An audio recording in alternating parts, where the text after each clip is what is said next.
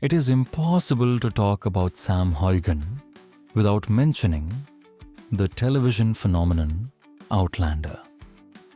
Based on the romantic novels by Diana Gabaldon, the drama follows the story of a Second World War nurse who, while on honeymoon in Scotland, falls through ancient standing stones and travels back in time to 1743, where she meets the Highland warrior Jamie Fraser, played by Heughan, and falls headlong in love.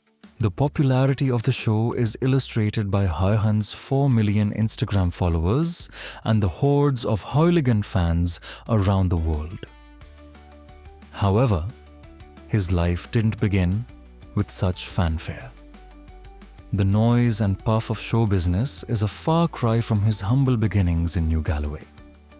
Like all Scottish legends, Heughan's story begins like a fairy tale raised by a single mother. He grew up in a converted stable in the grounds of Castle Kenmure, on the shores of Loch Ken. I know it wasn't easy for my mother raising my brother Theoden and me on her own, but it was in many ways an idyllic childhood, he says. The ancient walled garden of Kenmure was our playground. It was somewhere my imagination could run riot, as I was always close to history. I think probably that's where my love of acting came from, imagining being Robert the Bruce or King Arthur. His mother Chrissy also instilled a creative streak. She's an artist and a papermaker, so I grew up surrounded by artisans. My uncle Trevor is a wicker weaver, creating incredible structures such as a vast stag used on Outlander and the Wicker Man in the 2006 remake, as well as fueling Heughan's imagination. His rural childhood forged an unbreakable bond with the outdoors. A family friend was a keen salmon fisherman who taught me how to make my own flies, which I enjoyed doing. However, I was more into coarse fishing because I thought the fish were more exciting. Pike roach, perch, all predators were somehow more interesting. Heughan also remembers sea fishing off the Isle of Eigg in the Hebrides during the summer holidays. Eigg is a tiny isle with a single road and a handful of islanders. It's a mystical place with rock pools full of crabs, golden beaches, sea eagles and dolphins to accompany your arrival. I even saw a humpback on a crossing to the isle as a boy, he continues.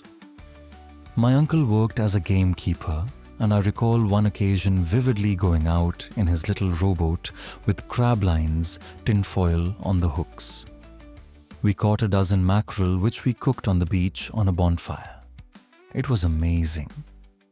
I was obsessed with the crabs as well, which we'd catch on lines with limpets prized off the seashore rocks and boulders. Childhood memories of such fishing adventures recently surfaced when Heughan was asked to go fly fishing on the River Devon in Aberdeenshire. I'm really excited about trying it this year, as well as buying all the accessories and gear which I'm really into, he laughs. I was looking for something that I can do that's relaxing and meditative. Maybe it's an age thing, but I thought, how do I stop? For a man who permanently selects sixth gear, this is a revelation. There was a moment when I was trout fishing in New Zealand while filming Men in Kilts in 2022. It was raining. I was standing in the river waist deep, the water so clear you could see the fish. It was such a weird experience, but so peaceful and beautiful. And I thought, I love this. As another outlet away from Outlander, he hikes, climbs and bags Munros. I ask whether he has done any shooting. I love clay shooting. It's really fun. I wish I were better at it. I'm okay but not brilliant. A confession that must grate with the highly competitive Scot. Or, of course, most likely a bluff. At Gleneagles, they've got an amazing range with different stands, including one that's like a rabbit bouncing across the ground. I'm so bad at that one. There's been a fair bit of gun-toting on the set of Outlander, of course, particularly during the recreation of Culloden. We used muskets, which are all flintlocks. He sits forward eagerly. And recently, I bought myself a pair of mid-18th century Scottish 22-bore flintlock belt pistols by John Murdoch, probably used in the Jacobite rebellion of 1745, he reveals, before rushing off to find them. I bought them at Bonham's, he continues. We used replicas on Outlander, so to have an original pair is incredibly special.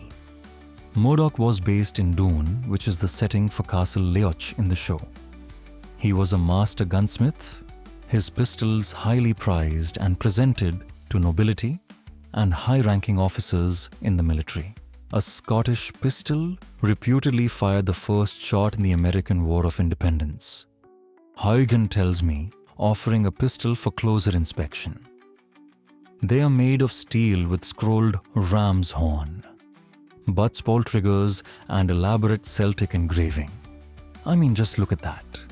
These are belt hooks, so they sit on your belt like this. He demonstrates, revealing the inner 8-year-old alive and well-playing historical figures in the ruins of Kenmare. That's the thing about Scotland, the past is still very present, he says. To some, he may be Jamie Fraser, a romantic hero, conjured in the Highlands. But the real Sam Heughan was hewn in the lowlands, and like the words engraved into his Outlander sword, Alba and Dulchas, he belongs to Scotland. Sam Heughan's award-winning Sassenach gin, infused with foraged botanicals from Dumfries and Galloway, where he grew up, is available now.